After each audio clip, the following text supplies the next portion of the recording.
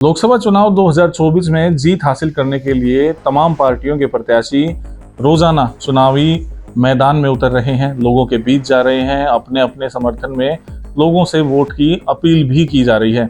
बात करेंगे भिवानी महेंद्रगढ़ लोकसभा क्षेत्र की, तो वहां राव दान सिंह और भाजपा प्रत्याशी के अलावा अन्य पार्टियों के प्रत्याशी भी मैदान में हैं, कुछ निर्दलीय भी वहां पर मैदान में हैं। लेकिन जो लोग हैं वो देखना होगा कि किसे अपना प्यार सौंप पाते हैं।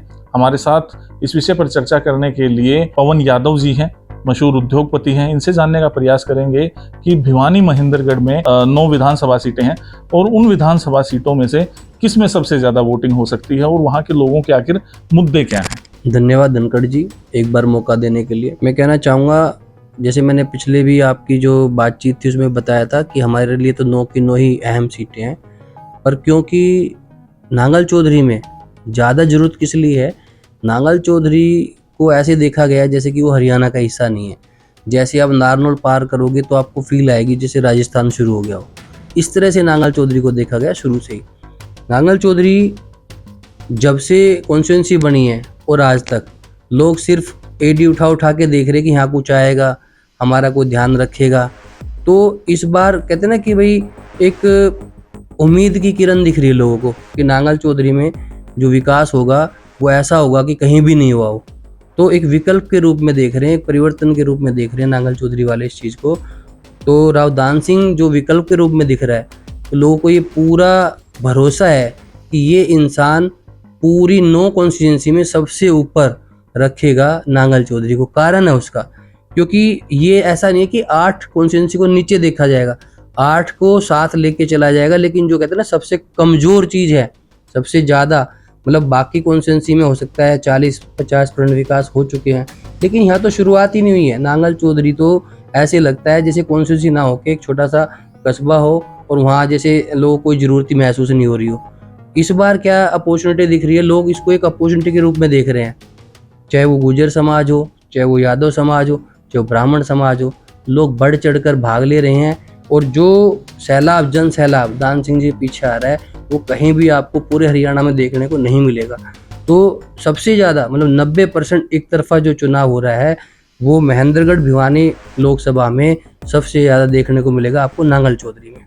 अगर हम वहाँ के मुद्दों की बात करें तो लोगों को सबसे ज़्यादा ज़रूरत किस चीज़ की है? रोजगार की बात करी जाए, रोजगार सबसे ज़्यादा ज़रूरी है, शिक्षा सबसे ज़्यादा ज़रूरी है। सबसे पहला जो समाधान लोग चाहेंगे कि उनका जब नेता जीत के आए तो केंद्र में आवाज़ उठाए, कौन सा ऐसा मुद्दा? देखिए, जो सबसे पहला मुद्दा है वो है रोज़गार का। अगर रोज़गार होएंगे तो बच्चों को सही से शिक्षा भी मिल जाएगी, बच्चों का मानसिक विकास, शारीरिक विकास सारा हो जाएगा। और अगर मान लो वहाँ पे रोज़गार ही नहीं मिले तो वो तो ऐसा है कि सुबह कमाते और शाम को खाते हैं लोग। कोई मजदूरी कर रहा है, कोई किसी तरह के अपने काम कर रहा है, कोई नरेगा से काम चला रहा है, कोई और भी कुछ नहीं है तो आड़तियों से, ज़मींदारों से फसल के अगेंस्ट पैसा उठा लेते हैं।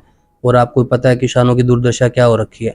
तो जो सबसे वहाँ अहम मुद्दा है वो है सिर्फ रोज़गार का, कि रोज़गार की अपॉर्चुनिटी हो, कोई इंडस्ट्रियल वहाँ पे हब बनाया जाए, कोई इंडस्ट्री स्थापित की जाए। और मेरा मानना ये है कि एनवायरनमेंट के हिसाब से भी अगर वहाँ पे डार्क जोन है और वहाँ पे फसल नहीं होती तो हमें हरियाणा में जो भी रोज़गार आगे भविष्य में आए वो सारे नांगल चौधरी में लगने चाहिए। क्योंकि जहाँ उपजाऊ भूमि है और जहाँ पे पानी की मात्रा पर्याप्त है कृषि करने के लिए, तो हमारा जो हरियाणा कृषि प्रधान रहा है राष्ट्र, तो हमारे राज्य में कृषि की बहुत ज़्यादा संभावनाएं हैं। लेकिन जबकि वहाँ पे पानी नहीं है तो वहाँ आज तक रोज़गार क्यों नहीं स्थापित किए गए? नारनौल पार कर जाओ तो आपको लगेगा कि आप राजस्थान में घुस गए, हरियाणा ख़त्म हो चुका है। लेकिन इस बार ऐसा नहीं रहेगा। दान सिंह जी पे भरोसा जनता करेगी और उनको जिताएगी। और दान सिंह जी की जीत तो निश्चित है। मैं कह भी चुका हूँ कि 10 में से जो पहला निर्णय होएगा 10 सीटों में, तो यहाँ से ही आपका मिथक टूटेगा। पहला परिणाम भी आएगा, मुझे लगता है महेंद्रगढ़ भिवानी का आएगा और उस टाइम पे दान सिंह जी का खाता खुलेगा हरियाणा में।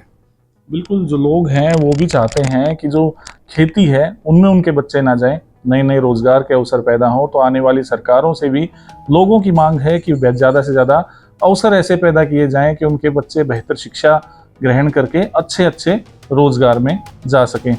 इस वक्त पवन यादव जी हमारे साथ थे, इनसे हमने चर्चा की है। बहुत बहुत धन्यवाद आपका। आगे भी इस तरीके के वीडियोज हम आपके सामने लाते रहेंगे। अपना प्यार हम पर भरपूर तरीके से बरसाएं, हमारे वीडियोस को ज़्यादा से ज़्यादा शेयर करें ताकि पानी महेंद्रगढ़ लोकसभा की जनता तक ये पहुँचे और वो निष्पक्ष भाव से वोटिंग प्रक्रिया का हिस्सा बने और ज़्यादा से ज़्यादा संख्या में मतदान करें। नमस्कार।